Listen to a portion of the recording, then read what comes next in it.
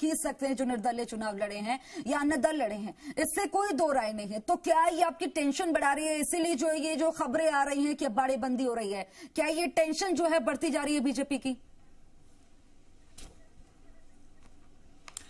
देखिए खुशबू, मैं फिर कह रहा हूं आपको कि बीजेपी की टेंशन नहीं बढ़ती जा रही है। आपने देखा होगा कि अभी माननीय मुख्यमंत्री जी अजमेर के अंदर खाली कुर्सियों को भाषण दे रहे थे, उससे पहले कोटा के अंदर जनता नहीं पहुंची इसलिए सभा कैंसिल करनी पड़ी।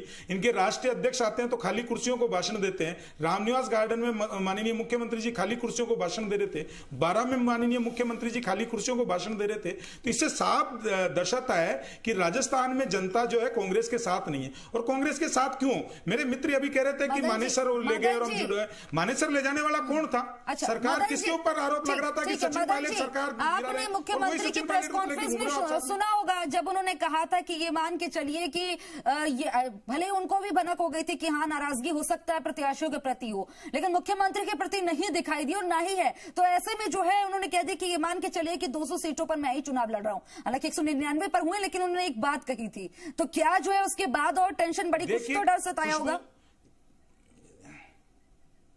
देखिए खुशबू, हमारे को कोई डर नहीं है। राजस्थान की जनता पहले ही मन बना चुकी थी और मुख्यमंत्री जी तो हर बार स्वयं अपने आप को घोषित करते हैं। राहुल गांधी ने तो पहले कह दिया था कि हम अशोक गहलोत के नेतृत्व में चुनाव नहीं लड़ रहे, उनके सीएम पेज बना के, उनके चेहरे को सीएम पेज बना के चुनाव नहीं लड़ रहे।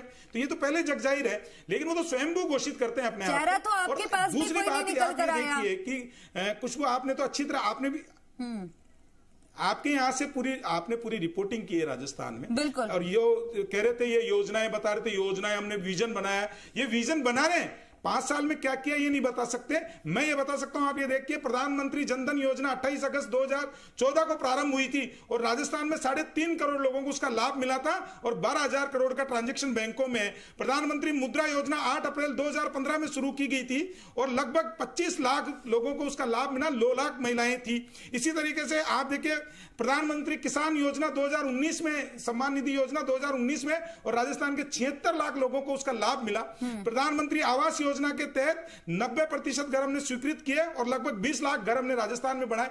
हम ये कह रहे हैं कि हमने ये कार्य किया और राजस्थान के मुख्यमंत्री ये नहीं बता पा रहे। सरकार करने नहीं दे रही काम, आप कह रहे कि आपने काम किए हैं, ये काम किए हैं। सरकार जाने वाली है। बीजेपी तब तो कह रही थी प्रदेश बीजेपी की राज्य सरकार काम नहीं करने दे रही, आप कह रहे हैं आप ये काम किए हैं आपने। ठीक है भरत जी, जवाब चाहूंगी आपसे।